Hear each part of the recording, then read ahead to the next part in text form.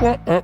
Il est énorme. Ernie n'aime pas les fakes. Dawson en contre-exemple. Police web non grata. Lundi 10 avril 2023. François Le Truelic. Benjamin Vincent. La quotidienne iWeek, épisode 369. Bonjour à tous.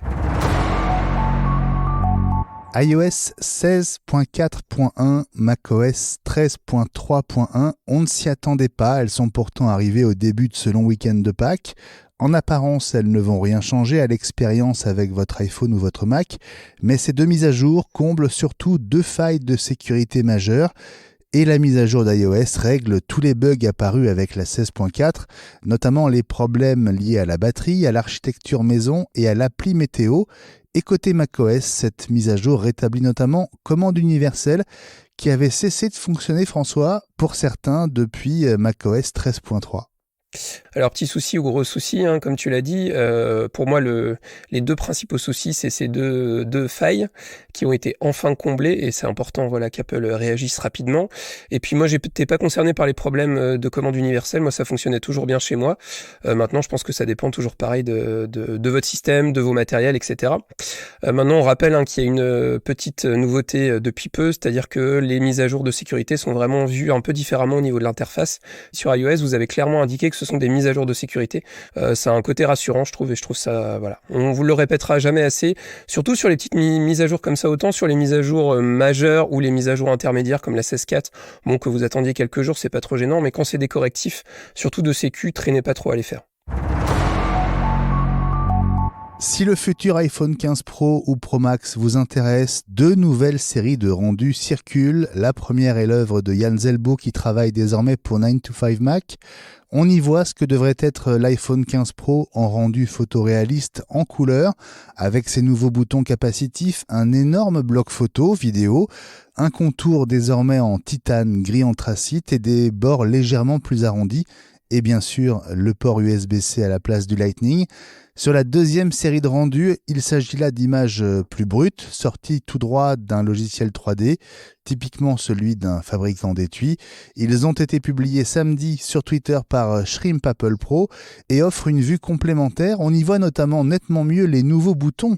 Aucun ne ressemble au bouton Action de l'Apple Watch Ultra dont on a parlé dans la semaine Apple, mais ils joueraient un rôle comparable avec retour haptique et sans doute la possibilité de les personnaliser au-delà des réglages du volume et de la bascule sonnerie à vibreur, François. Ouais, les rendus sont plutôt sympas. Je t'avoue que je sais pas si tu as vu le rendu du modèle rouge un peu foncé qui sortirait, qui serait la couleur spéciale de l'année. Moi, celle-là, il me tente beaucoup. C'est vrai que les rendus sont plutôt sympas. Moi qui ai une Apple Watch Ultra, je trouve que le rendu titane est vraiment joli sur les côtés. Bon, alors comme d'habitude, évidemment, on mettra une coque, donc on s'en fout un petit peu de le fait que le contour soit en titane. Il y aura une belle coque pour cacher tout ça, mais bon. Voilà, sur le principe, c'est plutôt intéressant. Je pense qu'on va avoir une vraie évolution. Moi, j'ai eu l'occasion déjà de le dire à l'antenne. Je n'ai pas fait la migration sur l'iPhone 14 ou 14 Pro, mais voilà, je pense que le 15 Pro sera mien assez rapidement, surtout s'il sort dans cette belle couleur rouge.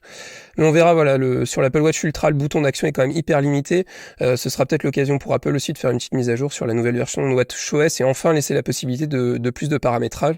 Et ce sera bon moyen de dire, regardez, sur l'iPhone on peut faire ça, mais aussi sur l'Apple Watch Ultra. Waouh, trop bien! Un nouveau procès en prévision pour Apple, cette fois en Chine. Le plaignant n'est autre que Baidu, le Google chinois, qui reproche à Apple et à plusieurs développeurs d'app la présence sur l'App Store de copies de son robot conversationnel Ernie, qui est l'équivalent chinois de ChatGPT et Bard.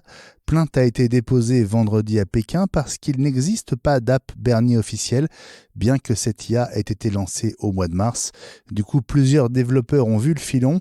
Il y aurait au moins 4 applis Ernie non officielles sur l'App Store chinois, selon Reuters, François. Oui, c'est toujours le souci du catalogue d'applications. Vous êtes plus ou moins quand même responsable de ce qui est publié dessus. On sait qu'en plus la Chine est assez regardante sur tout ce qui se passe. On sent vraiment que ces applications d'IA, c'est vraiment en ce moment le cheval de bataille et que tout le monde communique là-dessus. Et je pense que c'est un moyen aussi. Moi, je t'avoue que j'avais jamais entendu parler de ce système-là. C'est un moyen aussi de faire parler. Et puis souvent, quand on lance un procès pour Apple, c'est intéressant parce qu'on parle de nous à l'échelle mondiale. Donc c'est plutôt pas mal. Après, j'ai envie de dire encore un procès. Et les avocats d'Apple doivent se frotter les mains, ils vont avoir encore pas mal de taf, quoi. Apple continue sa croisade contre la syndicalisation des Apple Store aux États-Unis en prenant le cas de l'Apple Store de Towson dans le Maryland comme contre-exemple. Towson, c'est l'un des Apple Store qui a voté l'arrivée d'un syndicat. Il s'agit en l'occurrence d'IAM. Eh bien, dans les réunions organisées depuis 15 jours avec du personnel d'autres magasins américains, Apple explique qu'à Towson, IAM exige 1,5% du salaire de chacun pour ses frais de fonctionnement et qu'en cas de défaut de paiement, il sera mis fin au contrat de travail sous un mois. Évidemment, quand les employés de Towson ont appris qu'Apple se sert d'eux, entre guillemets, pour essayer de dissuader d'autres employés de faire pareil, eh bien, ils n'ont pas apprécié, François. Bah oui, évidemment, on sait qu'Apple et les syndicats, c'est vraiment pas des copains. Pas du tout, au contraire, c'est pas trop dans la mentalité aux États-Unis. C'est vrai que nous, en France, on a l'habitude, encore plus en ce moment, avec les grèves à répétition. Aux États-Unis, c'est pas tout à fait ça, et je pense qu'Apple supporte pas trop qu'on vienne lui dire un peu comment procéder. Maintenant, c'est vrai qu'il faut pas oublier, quand on se syndicalise, on a une petite quote-part à donner par rapport à ce qu'on gagne, et je pense que Apple utilise cette corde-là. Maintenant, je pense que c'est pas très très fin. Ils sont déjà dans l'œil du cyclone par rapport à tout ça, et il y aurait peut-être eu moyen d'éviter d'en rajouter des caisses. Maintenant, c'est les États-Unis, c'est assez loin de chez nous, mais on sait, il y a des news régulièrement, il y a des débrayages dans les Apple Store, et on sent voilà que les salariés réclament aussi des augmentations de salaire et des avantages un peu plus importants. Apple est concerné aussi, comme tous les autres GAFAM. Et puis, il ne fait plus bon utiliser des polices de caractère web sur son site internet. Voici une nouvelle extension pour Safari dont le but est de les bloquer. Elle s'appelle Stop the Fonts, elle coûte 2,99 $ et elle oblige le site à utiliser les polices présentes en local dans votre Mac. Pourquoi ? Eh bien, son développeur met en avant les risques en matière de confidentialité parce que selon lui, le téléchargement de chaque police exposerait votre adresse IP, mais aussi pour accélérer le chargement des pages et sauver de la bande passante, François. Oui, alors on va juste réexpliquer, peut-être que des gens qui n'ont pas l'habitude de faire des sites internet ne s'en rendaient même pas compte. C'est vrai, quand vous consultez un site internet, en fait, par défaut, vous avez des polices qui sont installées sur votre Mac, et le développeur de site internet a la possibilité, en fait, d'envoyer des polices de caractère, ses propres polices de caractère. Alors souvent, ces polices de caractère sont récupérées sur Google Fonts. Je suis en train de faire des sites internet en WordPress, donc c'est pour ça que je me permets d'apporter un petit éclairage. Et donc on a la possibilité, en fait, de mettre des polices issues, par exemple, de Google Fonts, et ça force, en fait, le navigateur internet à télécharger les polices en local. Et donc concrètement, ce logiciel-là, ça va bloquer ces éléments-là, c'est-à-dire qu'obligatoirement, ça utilisera uniquement les polices de caractère installées sur votre site internet. Alors je comprends l'histoire de la sécurisation, mais je pense que c'est aussi un moyen pour le développeur du site, enfin de cet petit outil, de cette extension aussi, de se faire un petit peu d'argent, un petit peu de maille sans doute.